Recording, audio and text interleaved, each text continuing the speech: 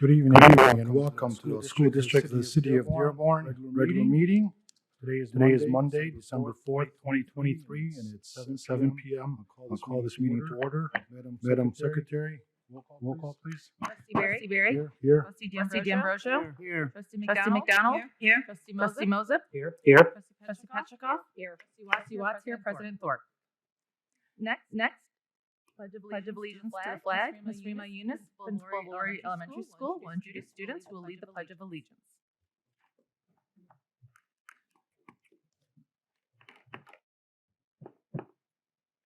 Good evening.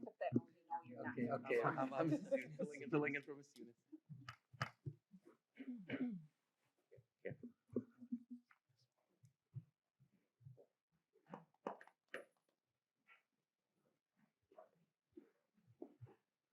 Okay, good evening. We have three students from Lori. Thank you for having us, first of all. We have Adam Saiban, fourth grader, Abdullah Abu Hamoud, fourth grader, and Marah Al-Shalabi, third grader. Okay. I pledge allegiance to the flag of the United States of America and to the republic for which it stands, one nation, under God, indivisible, with liberty and justice for all. Good job. Well done. Madam. Abdullah, come on up. Thank you. Great job. Abdullah. Good job. Adam. One more round. Thank you. Next item, please. Next item, we have a musical performance by the STEM Middle School Jazz Band. So we'll invite Ms. Hattrick and her wonderful students to get started. Thank you so much for coming. Come on up. Oh, here we go. I'd like to introduce you to Ms. Hardrick, who's our music teacher at STEM Middle School, and our phenomenal musicians who have been working hard to bring this performance to you. Thank you so much for inviting us tonight. We will not disappoint.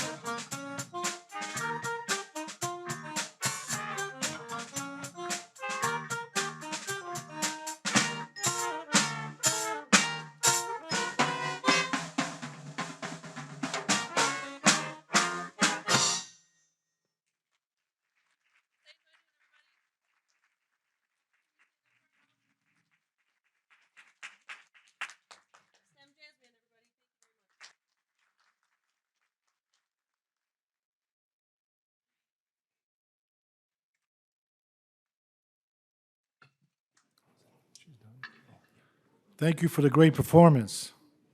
One more round of applause.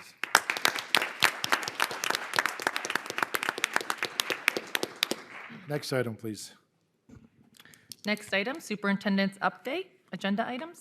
Good evening, everyone. Hope everyone's doing well on this Monday, December 4th. I will start with some couple agenda items. We have retirements. Gregory Donaldson, 31 years of service, and Susan Harden, over 25 years of service. In fact, Ms. Harden, I sent to the board, she sent a very positive email about her experiences in Dearborn. But we want to congratulate both of them and thank them for their many years of service. If we could show our appreciation. And I will send them a note of congratulations. I will just move down my agenda. Please. That's okay. So it is, as I mentioned, it's hard to believe we're already into December. This is the last meeting of the year. This is the last time we'll be together before the Christmas winter break. And so I just want to wish everyone all the best for a wonderful holiday season. Merry Christmas, Happy New Year. Any other holiday you might be celebrating, I wish you and your family, your loved ones, all the best. I know it's still 3 weeks away, but I know it's a nice time to relax, unwind, and it's just a positive. We see these students here playing this wonderful music, and so it's that really positive time of year. So I just want to also say that I appreciate being part of Dearborn Schools and the great school community we have with staff, students, parents, Board of Education, all of our employees. So thank you. Wishing you all the best. This was passed last month, but we're going to be talking about this more. The hold harmless operating millage renewal will be on the ballot as was approved by the board last month for February 27th. I know there will also be a proposal from the college and the city charter, and that is with the presidential primary election. So it'll be on, you get a choice to vote independent, Republican, or Democrat. When you go and vote on the 27th, it'll be on all three of those ballots when you choose. Just so everyone is aware, and there's going to be a lot more information coming forward as we go into the holiday and after. Absentee balloting does start on the 18th of January, so it is a little earlier, and there's early voting that starts actually February 17th. We don't know the locations yet. They'll be determined by the city clerk's office, and then the election is the 27th. This millage is approximately $40 million from our operational budget. This is not for construction. It could go to support certain things like security in buildings and other things, but it's generally, we have 86% of our budget is our staffing approximately. And so this supports services for students, teachers, materials, bus drivers, administrators, noon hour supervisors. This goes for all the things that support our children. It is a renewal. The renewal, if it's a homestead, is going down. It used to be 6.17. We're putting it as 4 on that ballot. However, last time because of the state law, we have to look at it every year to see how much we take. It was actually only about 2.5 mils. So there's a good chance that for a homeowner, it would be that between 2 to 4 maximum. For the non-homestead, the businesses in that, it is at 18 mils, but that's about $30 million for the district, for the operational budget. So again, there will be a lot more to come. We have an informational committee that has been formed that David Mustin's leading. We're required to provide information. And just so everyone is aware, and it is, we have the students on my council have an informational committee that they're going to work to get information out in the schools and voter registration drive with the legal women voters. So more to come on that. Since it is the holiday season, I also want to mention, and I got a few things under other. I know several of you probably saw, it was raining out there, but there were a lot of people out over the weekend on Friday and Saturday out to support the annual Goodfellas Drive. We appreciate the Goodfellas and all that they do in the community. They support the families, and it's such a great cause. We always participate. And I want to thank a few people from our administration who helped out. We traditionally have the corner of Cherry Hill and Outer Drive. It was raining quite a bit. I came prepared. I think others may not have. I'm not going to mention any. I may some, but if I would have known you would have got there, I would have shared some of the things. But anyways, it was raining, pouring, but it's for a great cause. So I have Bob Addy, Mason Ali Bazzi, Amal Al-Qadri, Pam Miller, Chris Kenneberg and David Mustin. And David, I think, would have been in the snowsuit, but because of the rain, we weren't able to do it.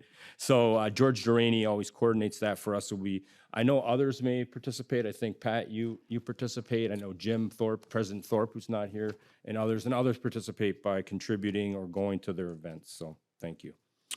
I also promised a couple PTA members that I'd make mention of this when I saw them. We had an excellent PTA council meeting last week at Miller. It was well attended.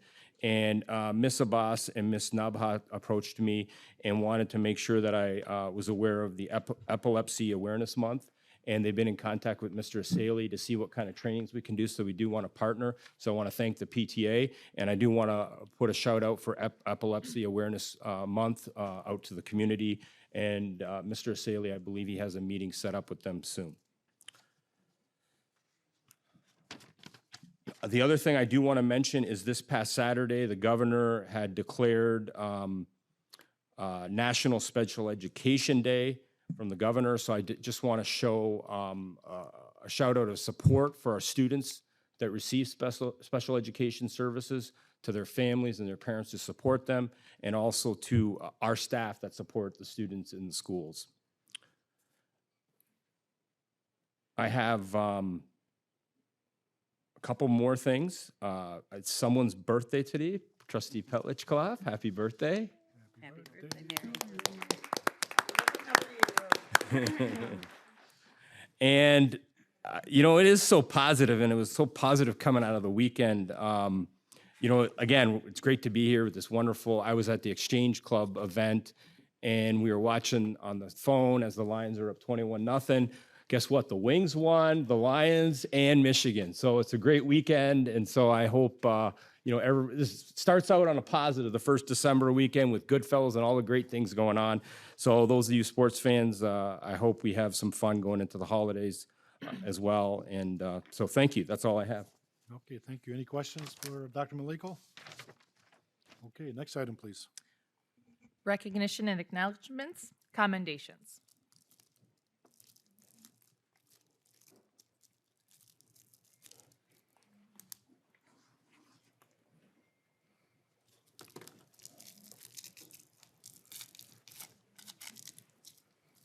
Good evening, everyone. Good evening. Hope you're all doing well. To begin, on the district level, commendations to Chris Kenningberg, Chris Breyer, Verlan, apologies, Hadi Albernashi, or Al-Shabani, again, apologies, Chuck Stevenson, and Robert Ati for their work updating core computer network equipment. The rest of the district was closed on the day before Thanksgiving. With their help, several important components were replaced at the same time, which reduced how long the district's computer network was down. The awesome team helped make this upgrade as seamless as possible.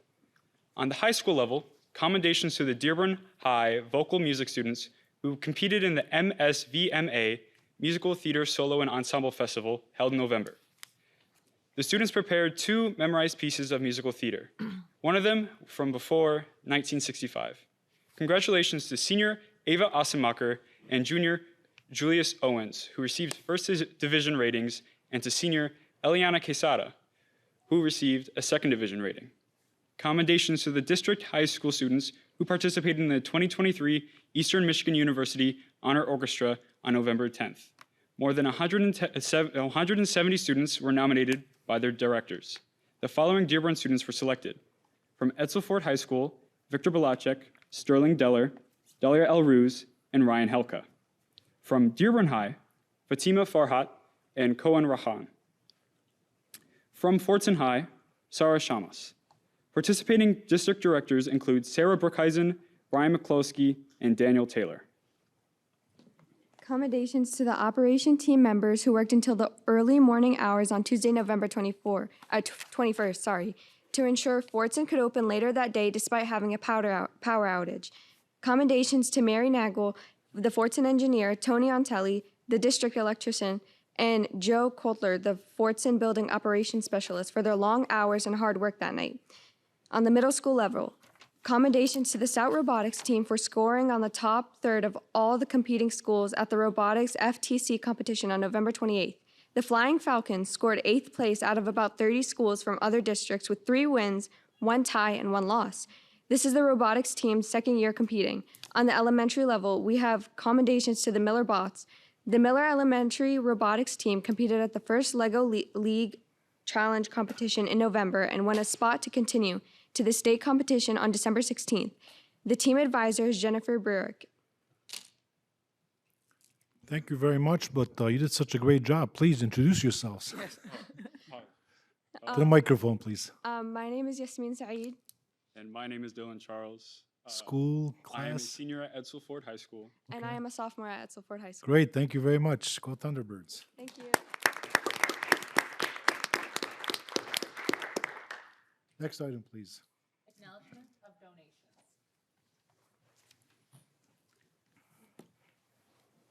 Good evening.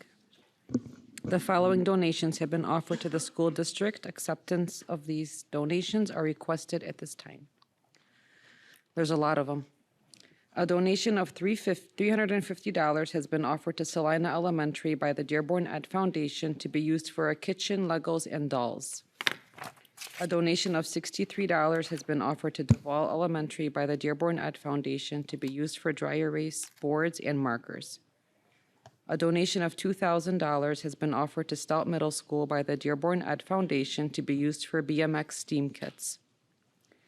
A donation of $450 has been offered to Michael Berry Career Center by the Dearborn Ed Foundation to be used for the Budget Challenge.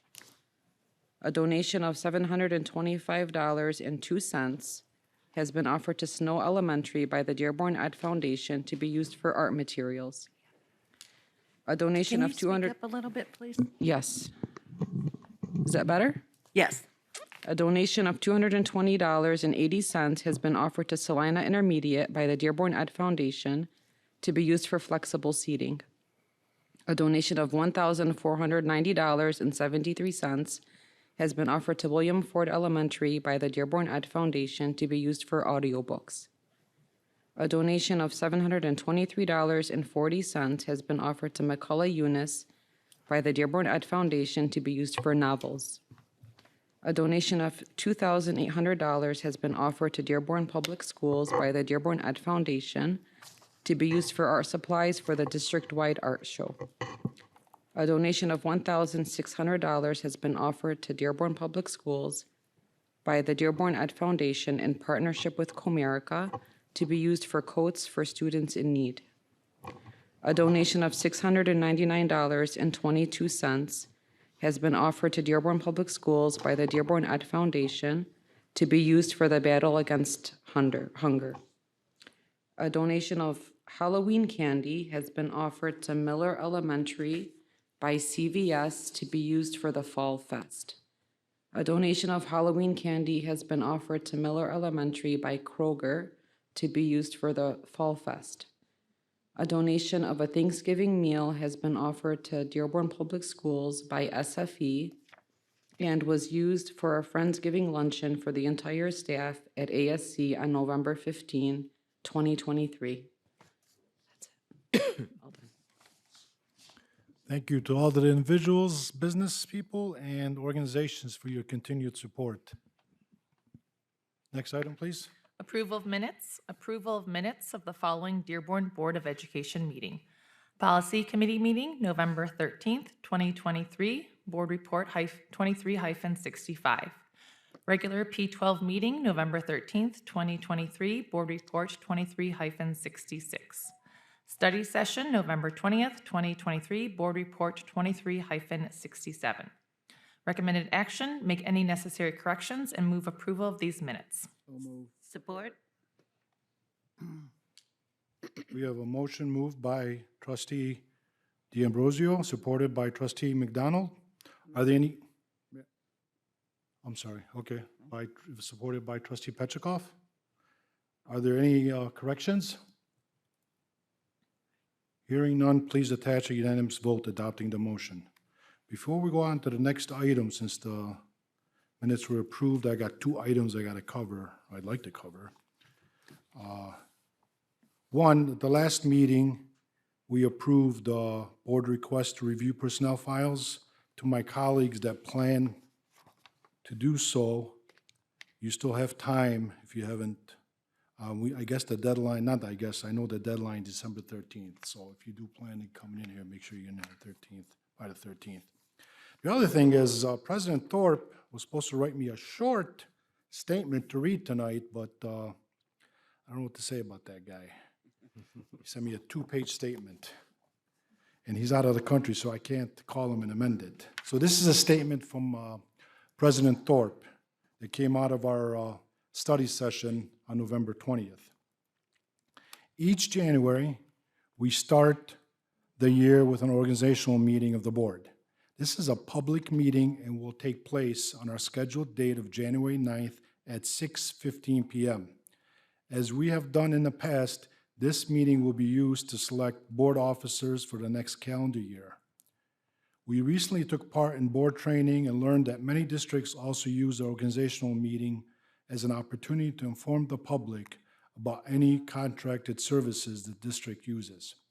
This is considered a best practice procedure to follow, so we will include that information at the organizational meeting. Most importantly, as we have done in the past, we will use this meeting to select new board officers per the district's bylaws and state law. Selecting officers is an internal board process. In alignment with state law, the Michigan Association of School Boards recommends that any board member interested in assuming an officer position should contact their fellow board members one-on-one to share their interest. Board members seeking an officer position are allowed to share their preference with individual board members, but they may not share in a group setting. In addition, they may not discuss with other board members the details of any conversations they had with one of the other individual board members. The final decision of the board officers will be determined by a vote of the board at the organizational meeting.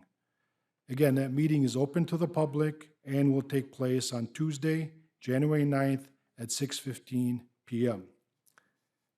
He goes on to say, I would encourage my fellow board members who may be interested in holding an officer position to have those one-on-one discussions with their colleagues as soon as possible. This will allow all of us time to consider the qualifications and experience of each trustee and how best they would fit for the officer position they are seeking. If we all follow this process, then there will be a smooth transition come January. If you have any questions or comments to our president, please reach out to him when he gets back. That being said, next item, please. Next item, approval of minutes, Henry Ford College. Approval of minutes of the following Dearborn Board of Education meeting, regular Board of Trustees meeting, November 20th, 2023, Board Report 23-68. Recommended action, make any necessary corrections, and move approval of these minutes. So moved. Support. Motion was moved by trustee McDonald, supported by trustee D'Ambrosio. Before I go into if there's any discussions, I want to clarify the reason this is on tonight's agenda. It's very important because at our last Board of Trustees meeting at Henry Ford College, we approved to go out for a millage proposal. So time is of the essence, so that's why we're approving this tonight. Is there any discussion on this motion? Are there any objections to the, we need a roll call vote? No. No. Are there any discussions? No discussions. Are there any objections to the motion? Okay, hearing none, please attach a unanimous vote adopting this motion. Thank you. Next item, please. Special reports, P12 audit report, Mr. Jeff Higgins and Mr. Thomas Marchi from Plant Moran. And as they approach, I'll just mention that this is something that we are required by law to do annually, and they come every year, and so they're going to provide a presentation today on our annual audit. Yes, I asked Dr. Malik to clarify because I received some phone calls. There are some issues going on with other districts financially. So people assume that because of what's going on, we won't name the other districts, what's going on in the surrounding area, that we're being audited because of that. But thank you for clarifying that. Floor is yours, sir.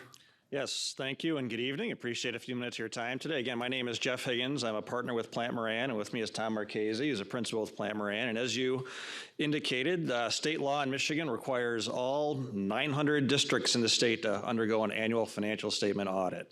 So as the district's independent auditors, we are here tonight to present the results of that financial statement audit for the year ended June 30th, 2023. There's actually 3 documents that come out of the financial statement audit process. There's the financial report with supplemental information, which contains the district's audited financial statements. There's a separate federal award supplemental information report, which is our separate audit of the federal programs administered by the district. And finally, there's a report to the Board of Education, which provides information on the audit process itself and the results. Now, it's important to keep in mind that the financial statements for the district include both the P12 school district and Henry Ford College and the Henry Ford College Foundation, but our presentation tonight here will focus on the P12 district portion of that audit. So this first slide presents our results. So again, as the district's independent auditors, it's our responsibility to express an opinion on the financial statements based on an audit conducted in accordance with auditing standards generally accepted in the United States of America. Mr. Higgins, can you slow down a little bit for the interpreter? Oh, certainly. Thank you. So I'm pleased to report tonight that based on the results of our audit procedures, we've rendered what's called an unmodified or a clean opinion on the district's financial statements. This would be the highest level of assurance that we can provide on a set of financial statements. So again, a clean audit result as a result of our audit procedures. So with that, Tom is going to take us through some of the financial highlights again for the year ended June 30th, 2023. Thanks, Jeff. Good evening, everyone. Good evening. So as Jeff had mentioned, I'll provide some financial highlights. I'll start with the general fund balance sheet. So the primary focus of the presentation is on the district's general fund. The general fund is the primary operating fund of the district. So we'll focus on the balance sheet on this slide. Total assets as of June 30, 2023 totaled approximately $90.8 million, primarily comprised of cash of $31 million and receivables of $48.5 million. The receivables are represented largely by the due from state aid, the state aid receivable for July and August. Total liabilities as of June 30, 2023 totaled approximately $55 million, which is primarily comprised of payroll-related liabilities that are recorded as of 2023, along with other amounts due between the funds.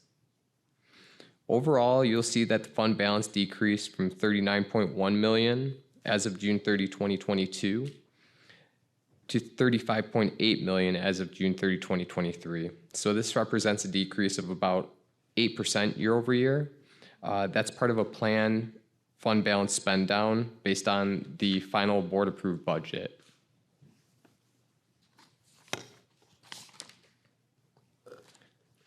So next we'll look at the general fund income statement. It's known as the Statement of Revenue, Expenditures, and Change in Fund Balance. So looking at the revenue, you'll see total revenue in 2023 was $267 million. You can see the largest component of the revenue is state funding at about 78%, followed by local funding of about 15%. The next largest category is inter-district sources, which is where the enhancement millage and other amounts received from the ISD are recorded.